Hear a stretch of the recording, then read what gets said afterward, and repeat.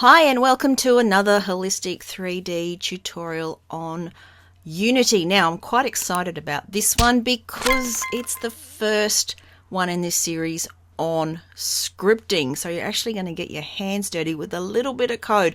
Now it's only going to be a little bit of code because there is just so much to explain if you've never coded before. So there'll be kind of less actual explanations of exactly what's going on with the code and just giving you some code to do something with. Because I love to explain code, we actually visually see what's happening. But in this video, we just want to get something up and running. Okay, so what I've done is, first of all, you'll see that my scene is a little bit different from the previous video in that I've got rid of all my prefabs that I had going on there. And I'm actually sort of reorganized my project folder here, and you'll see I've got a materials folder that I've added. If I double click on that, you'll see all my materials I've been using in there. Now to create a folder, it's right click, create folder, and then you can name it whatever you like. I've put my prefabs of my wheels and that I was creating before in there, and we will now need a new folder. So right click, create folder, and we will call this scripts. And this is where the scripts will go. So before we actually do that, let me explain this red cube. So the red cube I have just created as a cube. I put a red material on it. It has a box collider and a rigid body so that when we press play, it will actually fall under physics. So you can see it there. Okay, so this cube, what I'm going to do with it is to make a prefab. So I will grab it and I'll drag it onto my prefab folder, and there's my red cube there. Let's go back into assets, and over in the hierarchy I'm just going to delete that cube. But if you have a look back in your prefabs, the prefab's still there, so you actually haven't lost all of the work that you spent making that prefab, which is quite nice. Okay, so let's go into our scripts folder and create a script to interact with our prefab. So we're going to right click and we're going to go create. We want to create a mono behavior script. So we select that. Now, as soon as it comes up, it's going to want a name. Let's call it prefab spawner. And then hit enter.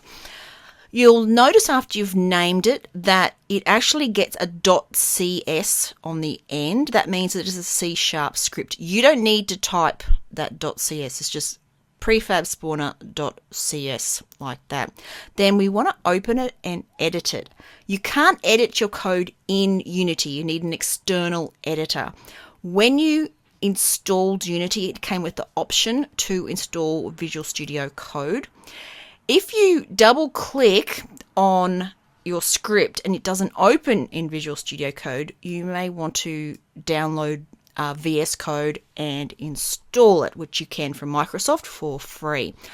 Okay, so it's going to open up asking me if I trust the authors, which I do because I actually wrote it. And then there's a few other bits and pieces about logging in and things that I haven't done for a while, so I'll forget about those. This has AI in it, so you can chat with an agent. We won't worry about that either, so I'll just shut that window. All I'm really interested in is this initial script that I get, so I'll just move this window here so you can now cleanly see what we've got. And let me just make that script a little bit bigger.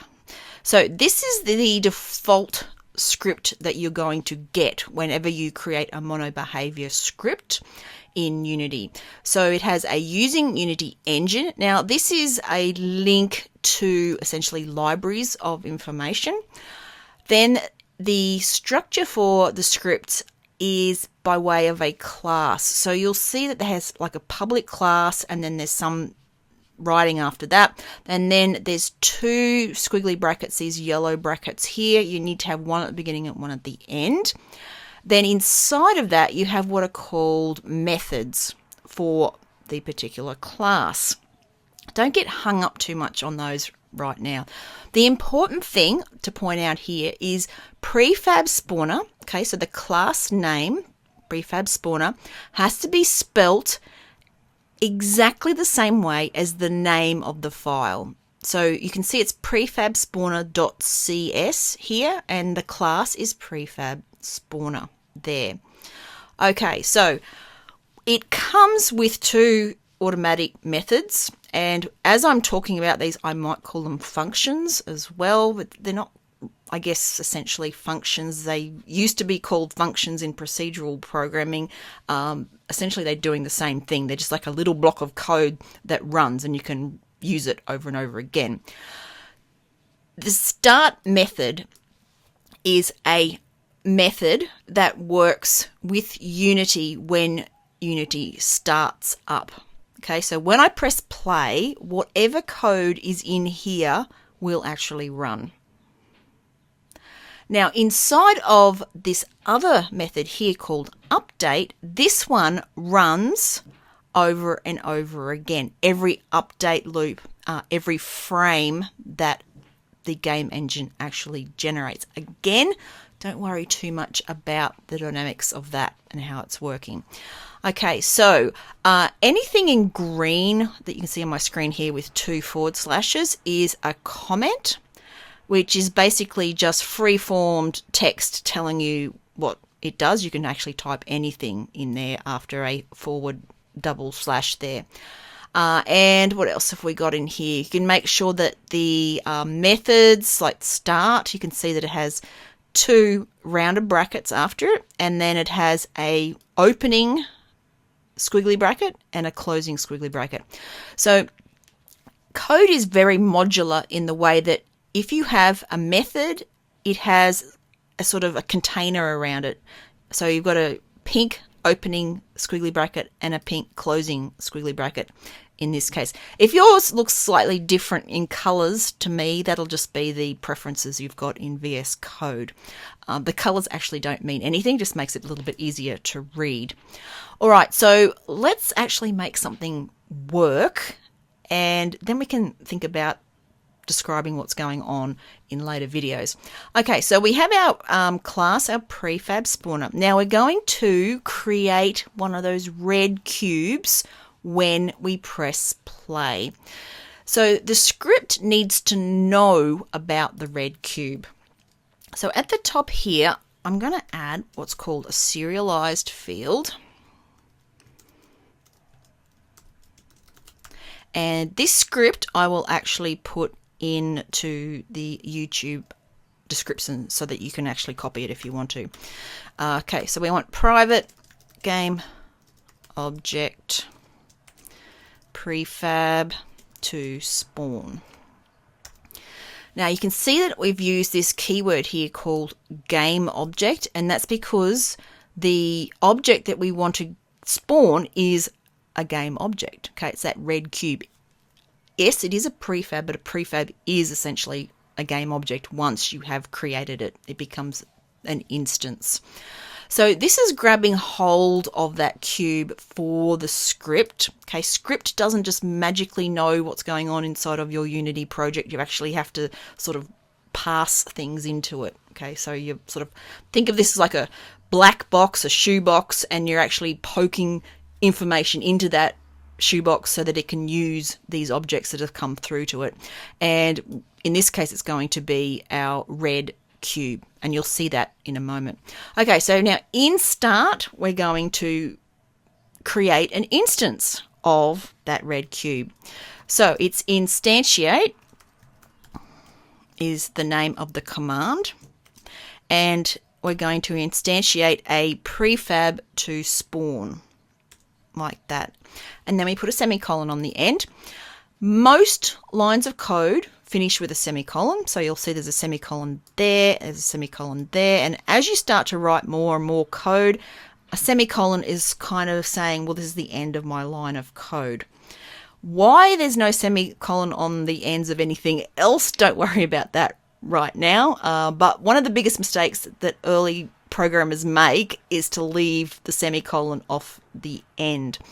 Of course, nowadays these editing programs are far more intelligent and can actually tell you when you've made mistakes before you've actually started trying to play it and getting errors.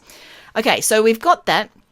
Right, I'm going to save it. So Control S is going to save it for me. When it's saved, you'll notice that this went from a little dot. Let me make a change. There's a dot there, which means it hasn't been saved, and Control S will actually save it for you, and then it'll go back to an X here.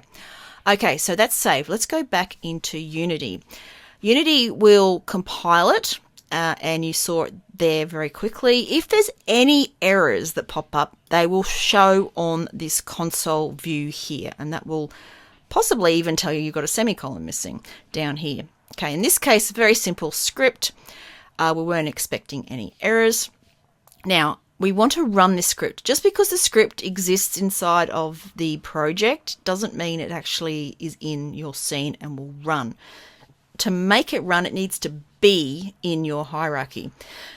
So let's just drag and drop that script into our hierarchy. And notice there it creates for you an automatic game object. Remember, game objects have this transform, and it attaches the script to that game object there. So this prefab spawner isn't the script, okay? It's a game object. So let's just delineate that by calling it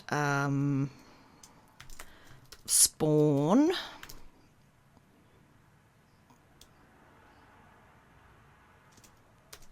bot. Okay, so it's called a spawn bot, and it's got this prefab spawner script on it. Okay, now this spawner script, you'll notice that the prefab to spawn that was in that script, you can see how it's appeared here. So by putting that serialized field, this one here, at the top, it actually creates this little slot to give the script something that you've put into that box there. Okay, so let's just go back here. And what I want to do is we go back into our assets. We're going to go into our prefabs. Let's select that spawn bot, and you want to drag this red cube over, not in the scene, and drop it into the prefab spawner. Okay, so this is the prefab to spawn is the cube, and the code is going to instantiate that particular cube. So notice at this point there is no cube in the scene. Let's press play and have a look at what happens. There it goes. So it instantiated, which was to make an instance of that cube. And then because that cube had physics on it, it's now going to fall. And if we have a look over in the hierarchy, you'll see that there is a cube clone existing in your scene. And that's the one that we actually created with the script. So if we press stop, you'll see it's not there anymore because it's gone. It's only there when you've pressed play, and that actually happens in the start method and runs this line here for you. Okay, so just very quickly, we can spawn anything with this script. Okay, so if we don't want our cube, let's grab hold of this little yellow car thing I made. Let's drag and drop that into this little slot here. And now the script will know that it has to spawn one of them. So we press play, and we will now see, there it is. It was spawned, and it had physics on it that we'd had on there from before, so it just fell under gravity. So that's a very basic introduction to actually getting some script to work. When we come back in the next video, we will start to explore how we can expand this script working with our Unity properties.